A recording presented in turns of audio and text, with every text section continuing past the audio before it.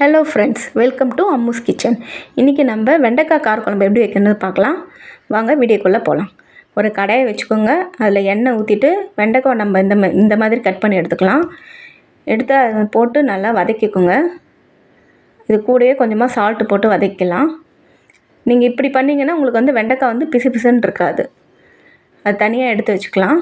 இப்போ அதே கடாயில் கொஞ்சமாக எண்ணெய் ஊற்றி கடுகு, வெந்தயம் ஒரு ஸ்பூன் போட்டு அது பொரிஞ்ச பிறகு நம்ம சின்ன வெங்காயம் வந்து சேர்க்க போகிறோம். உங்கள்கிட்ட சின்ன வெங்காயம் இல்லைன்னா நீங்கள் பெரிய வெங்காயம் கூட சேர்த்துக்கலாம். 2 வெங்காயம் சின்ன வெங்காயம் சேர்த்திங்கன்னா டேஸ்ட்டாக இருக்கும். சின்ன வெங்காயம் சேர்த்துட்டு அது கூட கருவேப்பிலை போட்டுக்கலாம். போட்டு நல்லா வதங்கின பிறகு பூண்டு வந்து உரித்து அதை தட்டி வச்சுருக்கோம், அது சேர்த்துக்கலாம். சேர்த்துட்டு இது நல்லா வதங்கணும். நல்லா வதங்கினா தான் டேஸ்ட் நல்லாயிருக்கும். இதில் நான் வந்து பார்த்திங்கன்னா மணத்தக்காளி வந்து கொஞ்சமாக போட்டிருக்கோம். இது வந்து டேஸ்ட்டு நல்லாயிருக்கும். இந்த வெண்டைக்காய் காரக்குழம்பு இந்த மெத்தடில் செய்யுங்க, நல்லாயிருக்கும். 2 தக்காளி வந்து பேஸ்ட் பண்ணி அரைச்சி வச்சுருக்கோம், அது போட்டுட்டு அது வதங்கின பிறகு வெண்டைக்காவை சேர்த்துக்கலாம். சேர்த்துட்டு எல்லாம் ஒன்றா வதங்கின பிறகு மஞ்சள்தூள் ஒரு ஸ்பூன் போட்டுக்கலாம்.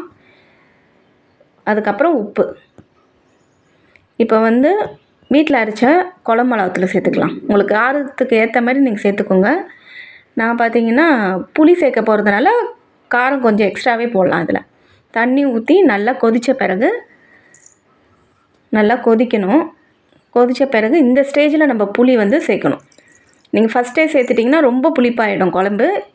கொஞ்சம் தண்ணி ஊற்றி கொதிச்சிட்ட பிறகு இந்த ஸ்டேஜில் நீங்கள் சேர்த்து கடைசியாக கொத்தமல்லி தூவி இறக்கினீங்கன்னா சூப்பரான காரக்குழம்பு தயார்.